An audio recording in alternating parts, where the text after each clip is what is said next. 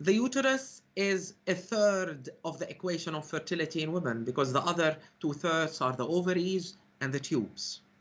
The uterus, when we mention the uterus, we might speak problem with the lining of the uterus or in the endometrium. However, abnormalities in the uterus, whether those abnormalities are innate or whether ladies are born with those abnormalities, like congenital abnormalities in the uterus, or whether those are acquired, both of those are associated with fertility issues.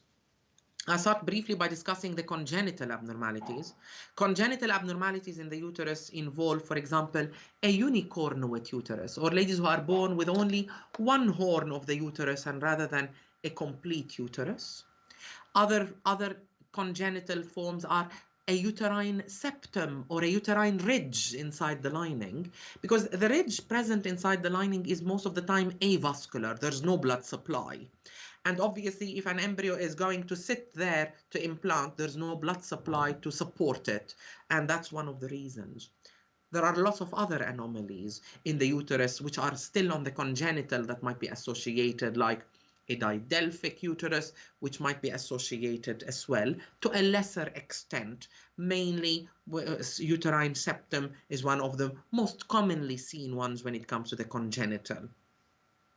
Other causes that are acquired are the presence of polyps, like are similar to skin tags. They are small bumps inside the lining that might impede embryos from implanting.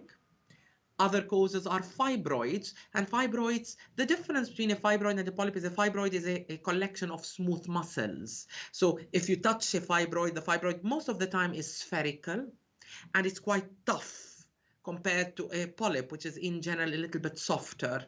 And not every fibroid causes infertility, but if the fibroid is pressing on the lining, it might prevent implantation. So these are the causes that are in the uterus that might be associated with fertility. Other causes might be scarring tissue inside the lining, which are called adhesions. Other causes as well might be infections in the lining, like chronic endometritis. These might cause fertility issues. Other causes might be fluid in the lining that might prevent embryos from implanting.